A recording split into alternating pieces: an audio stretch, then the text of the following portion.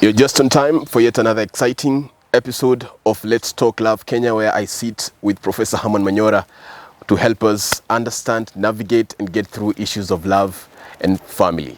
Prof, welcome to the show today. Thank you, Kim. You're looking good. Thank you. And today we have quite the issue. Yes. Someone reached out to me last week and they wanted your help about a certain issue they have with their partner. And this is a gentleman, I'll not say the name. He says, ask Prof, what should I do? Because my partner, who we have been married to for 3 years, I went ahead to ask for how long, has been spending too much time on dating apps. He says his wife has been spending too much time on the internet, but that's not been a problem. But recently, he discovered that his wife has been using dating apps and he's been sneaking through her phone and found out that she's been looking for love elsewhere. And now the problem he has is, I says, ask Prof to help me to know how will I approach it, how will I confront her about the issue. He doesn't know how to start. Do you think he should even confront her about it? There are two things. What are you doing with a woman's phone?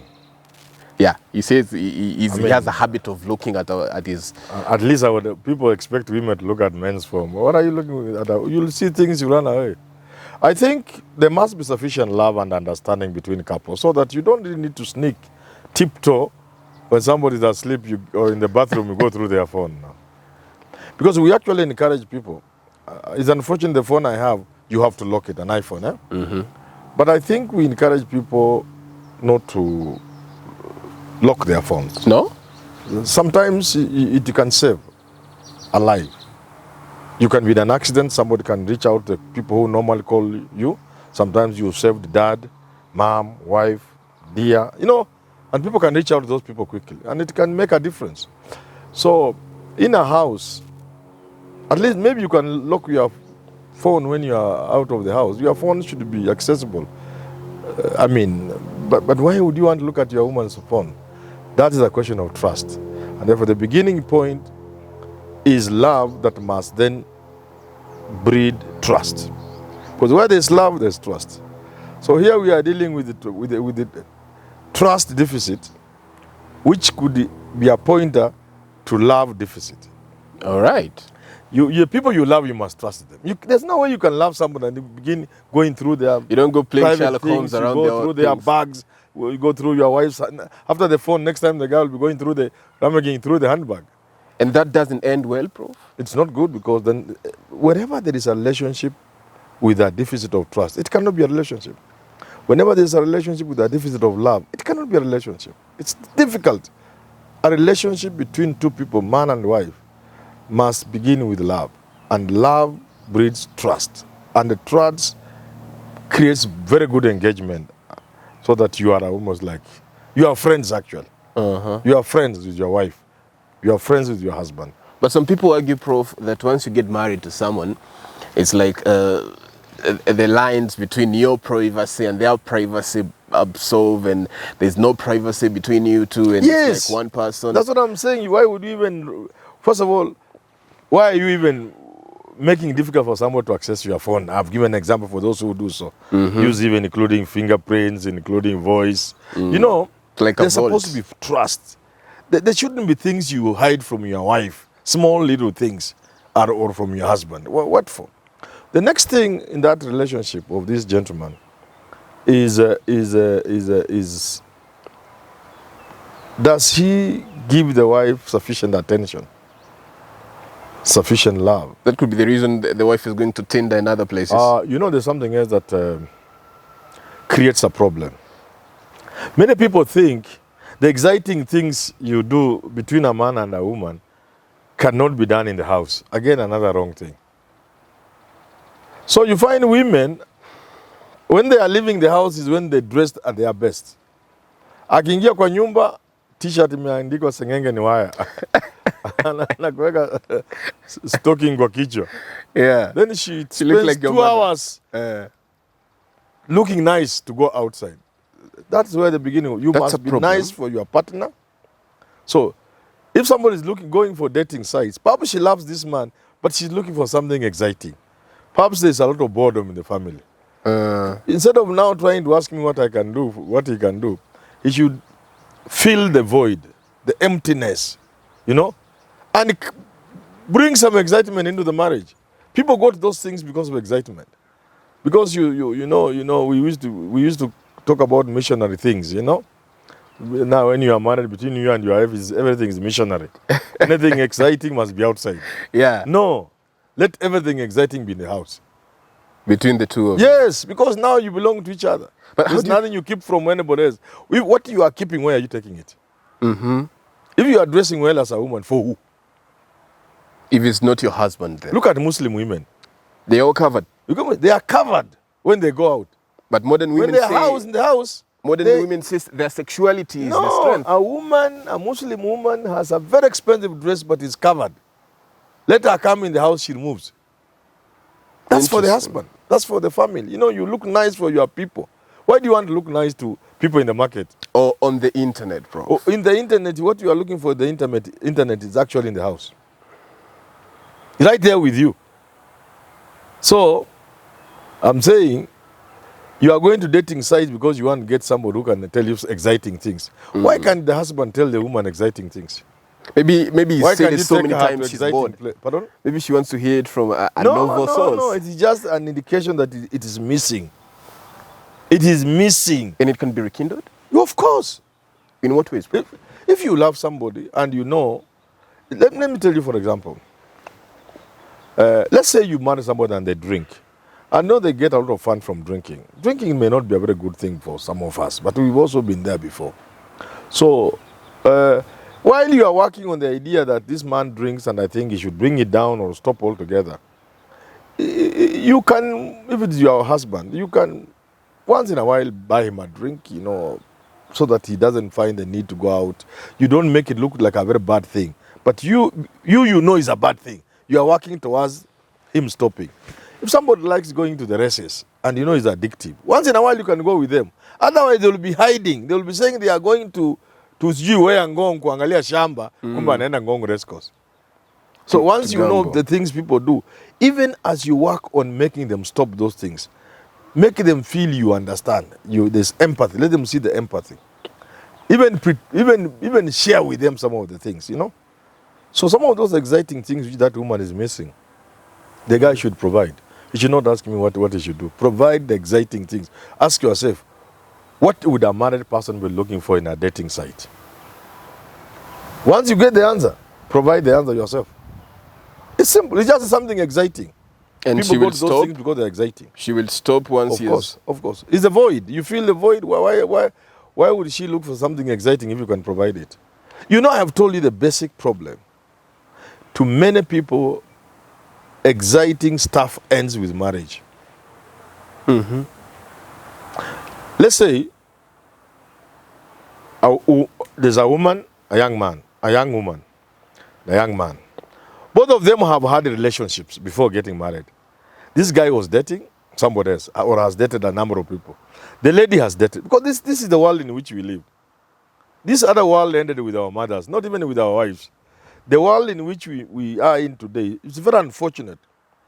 But many of the people who marry are not marrying the people they dated, the first people they dated. They are marrying people, maybe their third boyfriend, their second boyfriend, their fifth boyfriend. It's called a body count these days, bro. Oh, body count. Oh, I wouldn't know. What's your body count? That is stupid. The word on the street now. Yeah? They should be told it's a stupid thing to do. No. But it is happening. So I'm saying in a situation where a lady is entering into a marriage, but she was not with this man before. She has had other men. Other The man has experiences. had other girls. In dating, not marriage. Now, there were exciting things this woman was able to do with the boyfriends and to the boyfriends. Equally, the exciting thing this guy was able to do with girlfriends and to the girlfriends. But the moment you come to the house, you think now everything is missionary.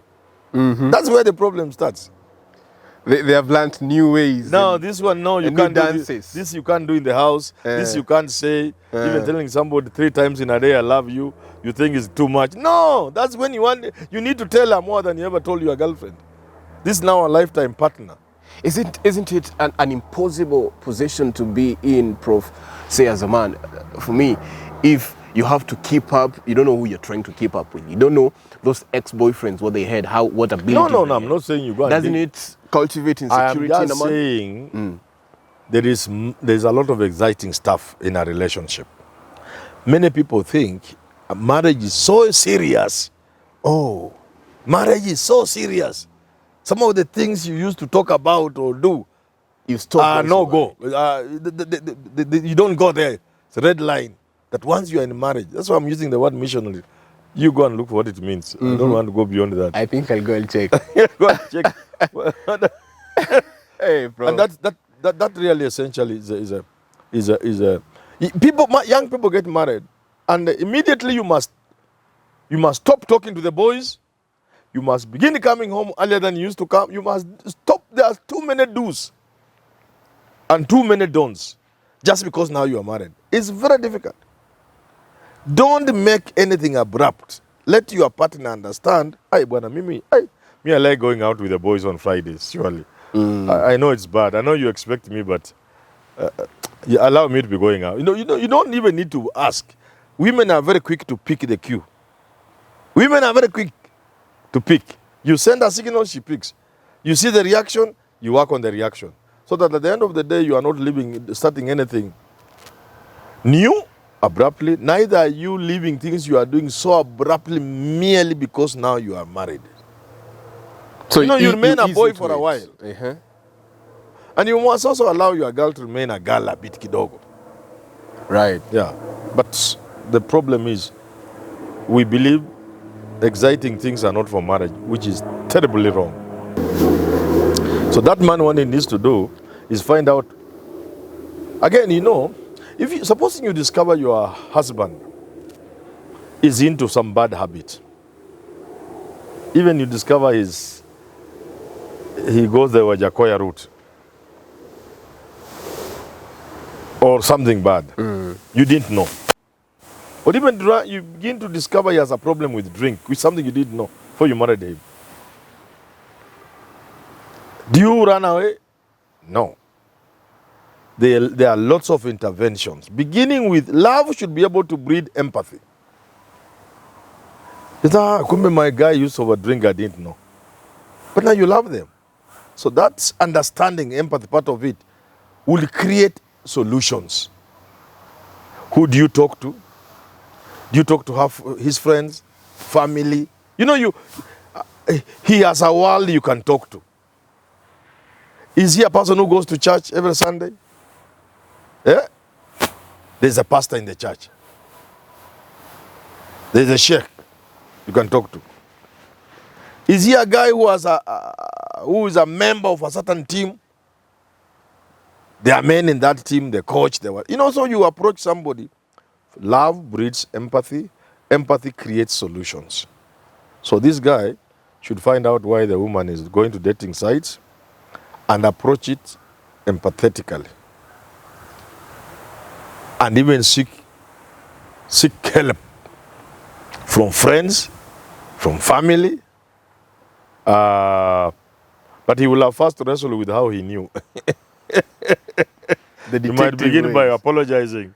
How did you find out? Hey, my darling, I must apologize, but I think you like these things. Even me, even me, I used to do, once in a while I stray there. Then once somebody realizes, one, you love them, and the two, you understand, you are not coming to bash them for doing those things, then they open up, you can talk, you can seek help from elsewhere, including counseling. But the starting point, if there is love, everything flows from love. All right. Yeah, but if it is just a girl you picked in the streets, you never quite had love because you thought everybody was marrying, it was your time to marry, or you peer pressure, or you just bumped into each other, or you are best men and best whatever, whatever they call them, and then you thought even you can get married in the absence of love, and small things like this occur. Somebody visiting a dating site is a small matter until it gets to a point where they are addicted. Until it becomes a problem. Or they want to act it. All right. They want now to actually date. Or they can't do without it.